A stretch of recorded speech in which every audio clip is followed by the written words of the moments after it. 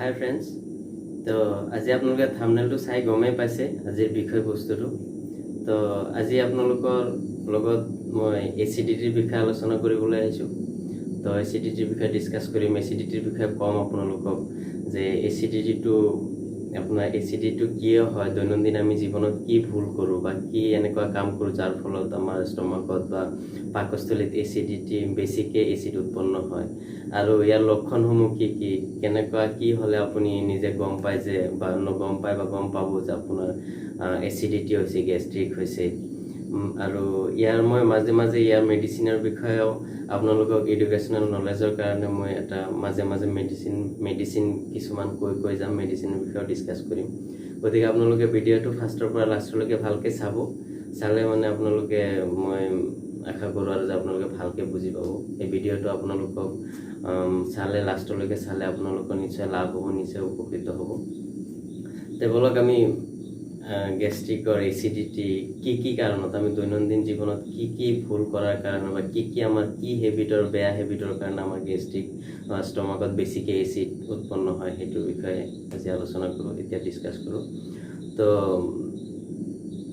আপোনাৰ বেছিকৈ এচিড চিক্ৰেশ্যন হোৱাৰ আমাৰ মেইন কাৰণ বহুত আছে। তাৰ ভিতৰত মই মেইন কাৰণকেইটা আপোনালোকক কৈছোঁ যে ধৰক মেইন কাৰণকেইটা হ'ল, আজিৰ দিনত প্ৰায় মেক্সিমাম বহুত মানুহে আজি মদ্যপান কৰা ষ্টাৰ্ট কৰিছে, মদ বেছিকৈ ড্ৰিংক কৰে।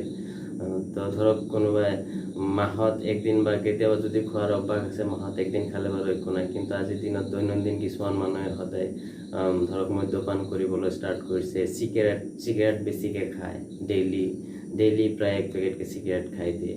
আৰু যেনেকৈ আপোনাৰ গুটখা আছে, যেনেকৈ শিখৰ বা কিবা আৰু আছে, সেইবিলাক খোৱাৰ কাৰণে আমাৰ পাকস্থলীত বেছিকৈ এচিড চিক্ৰেট, যিখিনি এচিড হ'ব লাগে নৰ্মেলি, যিখিনি এচিড আমাৰ ষ্টমাকত উৎপন্ন হ'ব লাগে তাতছে বেছিকৈ এচিড উৎপন্ন হ'বলৈ আৰম্ভ কৰে।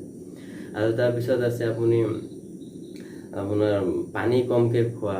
যেন ধৰক ডাক্তৰৰ ওচৰত আপোনালোকে যেতিয়া ডক্তৰৰ ওচৰত যায়, তেতিয়া ডক্তৰে প্ৰায় কৈ থাকে আপোনালোকেও এটা মিনিমাম 2-3 লিটাৰ পানী দৈনিক আপুনি পান কৰিব লাগে, কিন্তু তাতকৈ আপোনালোকে কেতিয়াও বহুত কমকৈ পানী পান কৰে। আৰু সময়ত ভাত পানী নোখোৱা, কিছুমানে দুপৰীয়া 2-3 বজালৈকে কেতিয়াবা ৰাতিপুৱা খালী পেটত থাকি যায়। এইবিলাক কাৰণতো আপোনাৰ ষ্টমাকত বেছিকৈ এচিড চিক্ৰেশ্যন হ'ব আৰম্ভ কৰে। টোপনি কমকৈ যোৱা, যেনেকৈ কিছুমানে বহুত ৰাতি 1-2 বজালৈকেও কেতিয়া টোপনি নমৰাকৈ মোবাইল চাই থাকে, গেম খেলি থাকে, আন কিছুমান কাম কৰি থাকে। কিন্তু কৰক, আপোনাৰ টাইম ওলাই দিনত এইবিলাক কামখিনি কৰি ল'ব লাগে, কিন্তু ৰাতি আপোনালোকৰ টোপনিটো যেতিয়া ক্ষতি কৰে, তেতিয়া আপোনাৰ ষ্টমাকত এচিড বেছিকৈ চিক্ৰেশ্যন হোৱাৰ এটা চান্স থাকে, আৰু বেছিকৈ এচিড চিক্ৰেশ্যন হয়। আৰু কেতিয়াবা আৰু এটা মোৰ প্ৰেক্টিছ নলেজৰ পৰা মই পাইছোঁ, বহুত মানুহ এনেকুৱাও আছে যে আপোনালোকৰ হাত বিষ বা ভৰি বিষ, মাথা বিষ, কিবা এটা বিষ হ'লেও ফাৰ্মাচীত নিজে গৈ কিনি মোক পেইন কিলাৰ এটা দিয়ক বুলি খুজি আনি খায়, যাৰ ফলত ডক্তৰৰ কোনো কনচাল্ট নোহোৱাকৈ এনেকৈ মেডিচিন পেইন কিলাৰবিলাক খাই থকাৰ ফলতো ষ্টমাকত এচিড বেছিকৈ চিক্ৰেশ্যন হৈ থাকে। স্পাইচি ফুড, আজিকালি ৰাস্তাৰ কাষত আপোনালোকে জানে ফাষ্ট ফুডৰ দোকানবিলাক আছে, তাতে অতিমাত্ৰা তেল, মছলা, জলকীয়া আদি দি কিনি বনোৱা খাদ্যবিলাক খোৱাৰ ফলতো আমাৰ ষ্টমাকত বেছিকৈ এচিড চিক্ৰেশ্যন হয়। হেভি ৱেইট, আপোনাৰ অতিৰিক্ত ওজন বাঢ়ি গ'লে, যেতিয়া আপুনি বেছি শকত হৈ যাব, লগাতকৈ বেছি ওজন বাঢ়ি যায়, তেতিয়াও আপোনাৰ বেছি এচিডিটি প্ৰব্লেম কৰে, ষ্টমাকত এচিড বেছিকৈ উৎপন্ন হয়।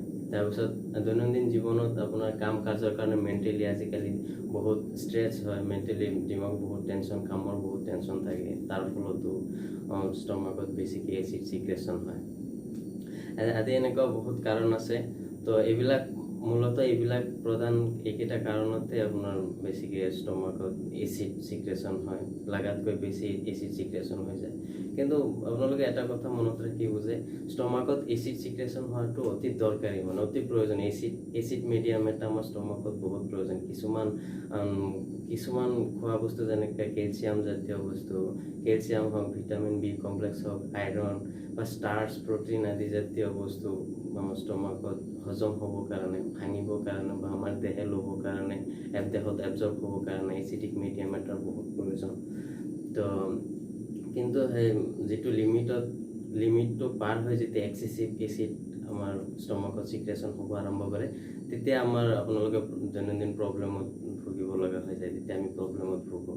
লক্ষণখিনি আপোনাক যেতিয়া বেছিকৈ এচিড চিক্ৰেশ্যন হ'ব আৰম্ভ কৰে তেতিয়া মানে কিছুমান লক্ষণ আপোনালোকৰ দেহত দেখা দিয়ে, আপোনাৰ বডিত দেখা দিয়ে, যেনেকা পেট ফুলি ফুলি থকা, পেটটো গধুৰ গধুৰ লাগি থাকিব, পেট ফুলি থাকিব, কেতিয়াও বুকু জ্বলন অনুভৱ কৰিব, জ্বলন পূৰণ অনুভৱ কৰিব, মুখত টেঙা পানী নিচিনা আহিব, টেঙা ঢেকাৰ আহিব, উগাৰ আহিব আদি লক্ষণবিলাক আপোনালোকক দেখা দিয়ে। আৰু বহুত বেছি পুৰণা হৈ গ'ল যেতিয়া আপোনালোকৰ আপোনাৰ পেটত বেছিকৈ এচিড চিক্ৰেশ্যন হৈ আছে বহুত দিন এনেকৈ থকাৰ ফলত আপোনাৰ লাষ্টত গৈ পেটৰ এবডোমেন পেইন এটা, ষ্টমাক পেইন, পেটৰ বিষ এটা আপোনালোকে অনুভৱ কৰিব, যেতিয়া গেষ্ট্ৰিক আলচাৰ ৰূপ লয় যেতিয়া। তো এইবিলাক লক্ষণ দেখা দিয়ে আপোনালোকক গেষ্ট্ৰিক হ'লে। তো গেষ্ট্ৰিক প্ৰক্ৰিয়াটো আপোনাৰ জ্বলন প্ৰক্ৰিয়াটো মই কৈছোঁ কিহৰ কাৰণে জ্বলন হয়, বুকুটো আপোনাৰ কেনেকৈ জ্বলন কি হোৱাৰ, কেনেকৈ আপোনাৰ এচিডটো কেনেকুৱা প্ৰব্লেম হ'লে আপোনালোকে বুকুত জ্বলন কৰে, কেতিয়াবা আপোনাৰ ইছ'ফেগাছত এই ডিঙিৰ নলী, খাদ্য নলীটোতো জ্বলন অনুভৱ কৰে, সেইটো কাৰণ কৈ দিছোঁ। আপোনাৰ ষ্টমাকততো মই আগতো ক'লোঁ যে ষ্টমাকত এটা নৰ্মেল পৰিমাণৰ এচিড চিক্ৰেশ্যন হোৱাটো এটা নেচাৰেল প্ৰক্ৰিয়া, সেইটো হ'ব লাগিব, সেইটো চবৰে হয়। তো খাদ্যখিনি মেটাবলিজম আৰু এবজৰ্পশ্যনৰ কাৰণে ভাঙিব আৰু দেহত শোষণ কৰিবৰ কাৰণে এচিডিক মিডিয়ামৰটো বহুত প্ৰয়োজন, কিন্তু তাতকৈ যেতিয়া এক্সেচিভ এচিড উৎপন্ন হয় আমাৰ ষ্টমাকত, তো আমাৰ ইছ'ফেগাছ আৰু ষ্টমাকৰ মাজত এটা সৰু ভাল্ভ এটা থাকে, যাক আমি মেডিকেলি টাৰ্মত লোৱাৰ ইছ'ফেগেল স্ফিংটাৰ বুলি কওঁ। তো সেইটো ভাল্ভটো যেতিয়া আপোনাৰ ৰিলেক্স হৈ পৰে, সেইটো ভাল্ভটোৰ মেইন কাম হৈছে খাদ্যবস্তুখিনি আপোনাৰ খাদ্যনলীত গৈ ষ্টমাকত পেলাব লাগে, আৰু ষ্টমাকৰ পৰা যাতে কোনো বস্তু ঘূৰি আকৌ আপোনাৰ ইছ'ফেগাছত আহিব নোৱাৰে, সেইটো ফাংচনত ভাল্ভটোৰ সেইটো ফাংচন। তো যেতিয়া আপোনাৰ ভাল্ভটো সেই মাজৰ ভাল্ভটো যেতিয়া ৰিলেক্স হৈ পৰে, ধৰক আপুনি ভাত চাত খাই লগালগ বিচনাত শুই দিয়াৰ ফলত বা বেছিকৈ ৰাতিৰ ভাগত আপোনালোকে অনুভৱ কৰে যে আপোনাৰ বুকুটো জ্বলাপুৰা অনুভৱ হৈছে, তাৰ মেইন কাৰণ হৈছে যেতিয়া আপোনাৰ ভাল্ভটো ৰিলেক্স হৈ পৰে, ৰিলেক্স হৈ পৰিলে ষ্টমাকৰ পৰা যেতিয়া অতিৰিক্ত এচিড উৎপন্ন হয়, আৰু তাৰ পৰা যেতিয়া ভাল্ভটো ৰিলেক্স হৈ যায়, ৰিলেক্স হৈ যোৱাৰ ফলত আপোনাৰ অলপ পৰিমাণৰ এচিডো যেতিয়া আপোনাৰ ষ্টমাকৰ পৰা ইছ'ফেগাছত ওলাই আহে, ওপৰৰ ফালে উঠি আহে, তেতিয়া আপোনালোকে খাদ্যনলীত জ্বলন অনুভৱ কৰে আৰু আপোনালোকৰ বুকত জ্বলা পোৰা অনুভৱ হয়। আৰু এচিড বুলি ক'লে আপোনালোকে গম পায় যে ক'ৰবাত আপোনাৰ হাততো যদি এচিড অলপ লাগে, তো তাতে অলপ জ্বলন পূৰণ ভাৱ এটা হয়, ঠিক একে মেকানিজম হয়। হাইড্ৰক্লৰিক এচিড সেইটো এচিডে হয়, যেতিয়া ইছ'ফেগাছত উঠি আহে, ইছ'ফেগাছৰ ইনাৰ ৱালটো, ষ্টমাকৰ যিটো ইনাৰ ৱাল আছে, সেইটো এচিড, ষ্টমাকৰ ইনাৰ ৱালটোৱে মোটামুটি ধৰক এচিডটো বৰদাস্ত কৰিব পৰা কেপাচিটি এটা আছে, কিন্তু ইছ'ফেগাছৰ যিটো ইনাৰ ৱাল হয় সেইটো অলপ স্মুথ থাকে, যাৰ ফলত সি ইমান এচিডৰ হেৰিটো বৰদাস্ত কৰিব নোৱাৰাৰ কাৰণে আপোনালোকৰ তাতে এটা জ্বলন অনুভৱ হয় আপোনালোকৰ। তো আৰু বেছি ওপৰলৈ উঠি আহিলে কেতিয়াবা আপোনালোকৰ ডিঙিতো জ্বলন অনুভৱ কৰে, বা মুখত টেঙা পানী অহা, বা কেতিয়াবা উগাৰ আহিলেও টেঙা উগাৰ অহা অনুভৱ হয় আপোনালোকৰ। তো সেইটোৱে মেইন কাৰণ বুকু জ্বলন পূৰণ কৰা। তো মেডিচিনৰ বিষয়ে আপোনালোকক জনাই দিওঁ। এইটো মই অকল আপোনালোকৰ এটা এডুকেশ্যন নলেজ এটাৰ কাৰণে মই জনাই দিছোঁ মেডিচিনখিনি। তো আপোনালোকে কেতিয়াবা মেডিচিন যদি এচিডিটি হ'লেও আপোনালোকে সদায় ডক্টৰক কনচাল্ট কৰিয়ে তাৰপিছতে মেডিচিন ল'ব, ডক্টৰক আগতে সুধি ল'ব কোনটো মেডিচিন আপোনাৰ কাৰণে ভাল হয়। তো তথাপিতো মই কৈ দিছোঁ, আপোনালোকে শুনি লওক। তো যিখিনি মেডিচিন আপোনাৰ এই ষ্টমাকৰ এক্সেচিভ এচিডটো নিউট্ৰেলাইজ কৰিবৰ কাৰণে, বা এটা নিয়মিত যিখিনি এচিড লাগে সেইখিনিলৈকে আনিবৰ কাৰণে, এক্সেচিভ এচিডখিনি নৰ্মেল কৰিবৰ কাৰণে যিখিনি মেডিচিন ইউজ কৰা হয়, সেই মেডিচিনখিনিক এণ্টাচিড বুলি কোৱা হয়। তো এণ্টাচিড আপুনি লিকুইড ফৰ্মতো পাব, টেবলেট ফৰ্মতো আছে, কেপচুলো আছে, টেবলেটো আছে, চবতে পাব। তো আৰু এটা কথা, এণ্টাচিডৰ আপোনালোকে দৈনন্দিন ফাৰ্মাচীত আপোনালোকে এণ্টাচিডৰ ইনো বুলি এটা পেকেট পাব, ইনো থাকে, সেইটো বহুতে ইউজ কৰে, কিন্তু ইনোটোৰ এটা প্ৰব্লেম আপোনালোকে ইনোটো যেতিয়া পানীত গুলি আপোনালোকে ইনোটো খোৱাৰ লগে লগে চাব আপোনালোকৰ উগাৰ আহি যায় বা লগে লগে বমি এটা আপোনাৰ ভমিটিং এটা ফিল হয়, মানে বমি হৈছে বুলি নচিয়া ভমিটিং এটা ফিল কৰে। সেইটোৰ কাৰণটো হৈছে আপোনালোকে ইনোটো লোৱাৰ লগে লগে ইনো যে পানীত মিলাই লোৱাৰ লগে লগে কাৰ্বন ডাই অক্সাইড উৎপন্ন হয় তাতে। তো যাৰ কাৰণে নেকি আপোনাৰ এক্সেচিভ কাৰ্বন ডাই অক্সাইড উৎপন্ন হোৱাৰ কাৰণে আপোনালোকে বমি ভাৱ এটা অনুভৱ কৰে বা বেছিকৈ উগাৰ আহিবলৈ আৰম্ভ কৰে আপোনালোকৰ। তো তাতছে ভাল আপোনালোকে এণ্টাচিড জেল ল'ব পাৰে, যেনেকৈ আছে আপোনাৰ ডাইজিন আছে, ডাইজিন জেল আছে, আৰু পান MPS আছে বা জেলচিল আদি এণ্টাচিড জেল আছে। এণ্টাচিড জেলটো ল'ব পাৰে। এণ্টাচিড জেলত বেছ এটা থাকে, যেনে এলুমিনিয়াম থাকে, মেগনেছিয়াম থাকে, আদি এটা বেছ এই বেছবিল এলুমিনিয়াম হাইড্ৰক্সাইড বা মেগনেছিয়াম হাইড্ৰক্সাইডে আপোনাৰ যিটো পেটত হাইড্ৰক্লৰিক এচিড আছে, এচিডটোক এইটো বেছ এটাই এচিডৰ লগত ৰিয়েকশ্যন কৰি এটা নিউট্ৰেলাইজ ৰিয়েকশ্যন কৰি তো তাতে সল্ট আৰু ৱাটাৰলৈ মানে ট্ৰেন্সফাৰ কৰে, তাতে নিমখ আৰু পানী উৎপন্ন কৰে, আৰু আপোনাৰ এচিডখিনি নিমখ আৰু পানীলৈ ট্ৰেন্সফাৰ কৰে বেছটোৱে, এলুমিনিয়াম হাইড্ৰক্সাইড হওক বা মেগনেছিয়াম হাইড্ৰক্সাইডেই হওক।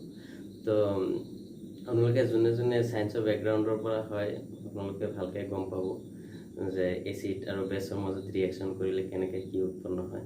তো একে প্ৰক্ৰিয়া হাইড্ৰক্লৰিক এচিড আৰু এটা বেছ এলুমিনিয়াম হাইড্ৰক্সাইড বা মেগনেছিয়াম হাইড্ৰক্সাইড ৰিয়েকশ্যন কৰি তাতে সল্ট আৰু ৱাটাৰলৈ ট্ৰেন্সফাৰ কৰি দিয়ে। তো ইয়াত এচিডটো মানে এটা নিউট্ৰেলত আহি যায়, কণ্ট্ৰলত আহি এনেকৈ অতিৰিক্ত পৰিমাণৰ এচিডখিনি কিছু এটা পৰিমাণে নিউট্ৰেলাইজ কৰি দিব পাৰে এণ্টাচিডে। তাৰ ওপৰতো আছে আপোনাৰ H2 ব্লকাৰ আছে। H2 ব্লকাৰ মেডিচিনত আছে আপোনাৰ ৰেনিটিটিন আছে, ফেমোটিডিন আছে। ৰেনিটিটিনটো আপোনালোকে মাৰ্কেটত ফাৰ্মাচীত এচিলক 150-300 mg পাব, বা ৰেণ্টেক পাব, ৰেণ্টেক নামতো আহে। ফেমোটিডিন ঠিক তেনেধৰণে ফেমোটিডিনো আপোনাৰ ফেমটেক বুলি মাৰ্কেটত আছে, ফেমটেক পাই যাব এভেইলেবল।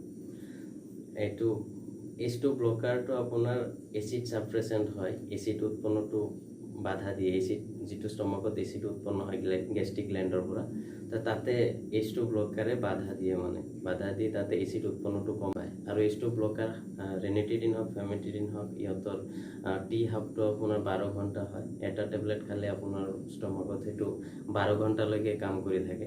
তো দিনত 2টা টেবলেট আপোনালোকে ল'ব পাৰে। তাৰপিছত আছে আপোনাৰ তাতকৈ যদি হেভি এণ্টাচিড লাগে তেতিয়া আছে আপোনালোকৰ প্ৰটন পাম্প ইনহিবিটৰ বুলি কয়। প্ৰটন পাম্প ইনহিবিটৰটো আপোনাৰ মাৰ্কেটত দৈনন্দিন আপোনালোকে পাই থাকে, ফাৰ্মাচীত গ'লেও কেতিয়াবা আপোনালোকক দিয়ে, ডক্টৰক কেতিয়াবা লিখে, দৈনন্দিন প্ৰায় চবে পাইছেই। আপোনাৰ প্ৰাজল গ্ৰুপৰ যিকেইটা ওমেপ্ৰাজল আছে, পেণ্টাপ্ৰাজল আছে, আপোনাৰ ৰেবিপ্ৰাজল আছে, ইছ'মেপ্ৰাজল আছে, লেন্সোপ্ৰাজল আছে। এই প্ৰাজল যিকেইটা মেডিচিন, এই মেডিচিনখিনি আপোনাৰ প্ৰটন পাম্প ইনহিবিটৰ হয়, এণ্টাচিড হয়। এইকেইটা ষ্ট্ৰং এণ্টাচিডত প্ৰাজল গ্ৰুপৰ লগত ডি থাকে, যেনেকৈ পান ডি, উমেশ ডি থাকে, বা এল থাকে, পান এল থাকে, ইছ'মেট এল থাকে। তো সেই ডি আৰু এলটো সেইটো হৈছে প্ৰ'কাইনেটিক হয়। আপোনাৰ প্ৰ'কাইনেটিকৰ ফাংচনটো মই কৈ দিছোঁ। প্ৰ'কাইনেটিকে কি কৰে, আপোনাৰ ওপৰৰ পৰা বস্তুখিনি তলফালে ঠেলে, মানে ওপৰৰ পৰা যদি ধৰক আপোনাৰ হেৰিৰে ইছ'ফেগাছতে কিবা এটা মেডিচিন, আপোনাৰ কিবা পাৰ্টিকুল এটা আছে, ফুড পাৰ্টিকুল এটা, যিকোনো বস্তু অলপ সেইটো ঠেলি তলফালে নমাই দিয়াটো হ'ল প্ৰ'কাইনেটিকৰ কাম, মানে ওপৰৰ পৰা বস্তু ঠেলি তলফালে নমাই দিয়ে। তো সেইটোকে ৰিজাল্ট বেছি হয়, কাৰণটো আপোনালোকৰ এইটো পান ডি এটা খালে আপোনালোকৰ অলপ বেছি এচিডিটিটো অলপ বেছিকৈ ৰিলিফ পায়। সেইটোৰ কাৰণ হৈছে আপোনাৰ ডি হৈছে ডম্পেৰিডন আৰু এলত হৈছে আপোনাৰ লিভ'চালফুৰাইড। তো এই দুটাই আপোনাৰ ইছ'ফেগাছৰ পৰা যেতিয়া খাদ্য বস্তুখিনি বা এচিডৰ যিকোনো বস্তুৱেই হওক তলফালে ঠেলি দিয়ে, যাৰ ফলত ধৰক যদি অলপ পৰিমাণৰ এচিড বা খাদ্য বস্তুটো ওপৰফালে উঠি আহিছিলে, সেইখিনি ঠেলি তলফালে নমাই পাকস্থলীত ষ্টমাকত নমাই দিয়ে। আৰু পেণ্ট্ৰপ্ৰাজল বা ওমেপ্ৰাজল যিখিনি এণ্টাচিড আছে, সেই বস্তুখিনি আপোনাৰ ষ্টমাকত এচিড যিটো চিক্ৰেশ্যন হৈছিলে, এচিড চিক্ৰেশ্যনটো কমাই দিয়ে, এচিডৰ উৎপন্নটো কমাই দিয়ে।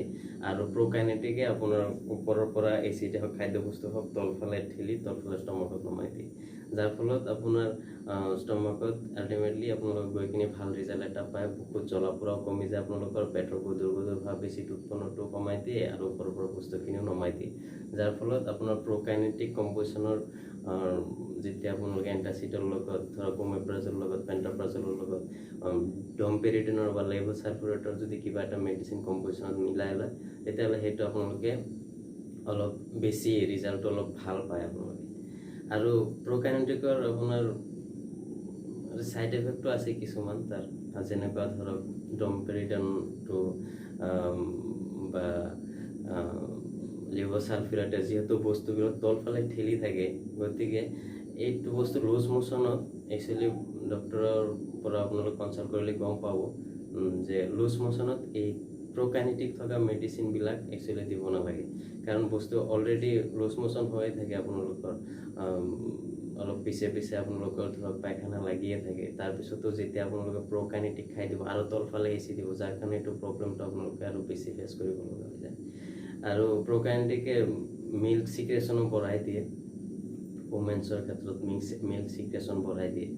তো এইটো আপোনাৰ ড্ৰাগ ডিপেণ্ডেণ্ট হয়, যিমান দিনলৈকে আপোনালোকে মেডিচিনটো লৈ থাকে সিমান দিনে আপোনালোকৰ মিল্ক চিক্ৰেশ্যন হ'ব, পাছত এৰি দিলে আকৌ ঠিক হৈ যায়। কেৱল প্ৰটন পাম্প ইনহিবিটৰ মেডিচিনখিনিৰ যিহেতু ষ্ট্ৰং এণ্টাচিড হয়, সিহঁতৰ ছাইড এফেক্টটো আছে কিছুমান ছাইড এফেক্ট আছে। তো ছাইড এফেক্টৰ কথাও কৈ দিওঁ আপোনালোকক যে আপোনালোক বেছি দিনৰ পৰা, যিহেতু প্ৰটন পাম্প ইনহিবিটৰটোৱে ওমেপ্ৰাজল হওক, পেণ্টাপ্ৰাজল হওক, ৰেভিপ্ৰাজল এইবিলাকে যিহেতু আপোনালোকৰ ষ্টমাকৰ এচিড চিক্ৰেশ্যনটো কমাই দিয়ে। মই আগতেও কৈছোঁ যে আপোনাৰ কিছুমান যেনেকৈ vitamin, calcium, vitamin B12, calcium, protein আদি এবজৰ্পশ্যনৰ কাৰণে এচিডিক মিডিয়ামৰ প্ৰয়োজন হয়। গতিকে প্ৰটন পাম্প ইনহিবিটৰে যেতিয়া এচিড চিক্ৰেশ্যনটো কমাই দিয়াৰ ফলত আপোনাৰ সেইকেইটা বস্তু যেনেকৈ কেলছিয়াম হওক বা ভিটামিন B12 হওক, আইৰণ হওক আদি খাদ্য বস্তুবিলাক এবজৰ্ব হ'ব নোৱাৰে, যাৰ কাৰণে আপোনাৰ কেলছিয়ামৰ অভাৱ হ'লে অষ্টিঅ'পৰচিছ হয়, বা ভিটামিন B12 বা আইৰণৰ কমি হ'লে এনিমিয়া হয়।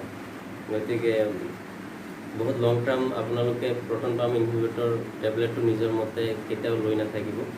যদিও ল'ব আছে, এইটো এটা নিৰ্দিষ্ট টাইম কিমান দিন ল'ব লাগে কি কথা ডক্টৰৰ পৰা ভালকৈ কনচাল্ট কৰি আপোনালোকে মেডিচিনটো ল'ব, যে আপোনালোকৰ ভাল হয়, নহ'লে আপোনাৰ ভৱিষ্যতত কেলছিয়ামৰ অভাৱ বা ভিটামিন B12 বা আইৰণৰ অভাৱত ভুগিব পাৰে। তো আজি ভিডিঅ'টো বহুত দীঘল হৈ গৈছে, গতিকে আজি ইমানখিনি আলোচনা কৰিলোঁ। আশা কৰিছোঁ আপোনালোকে উপকৃত হ'ব। আৰু আকৌ কৈ দিছোঁ, যদি নতুন হয় চেনেলটো ছাবস্ক্ৰাইব কৰিব আৰু ভিডিঅ' লাইক কৰিব, আৰু যদি কিবা ক'ব থাকিলে কমেণ্টছত মোক নিশ্চয়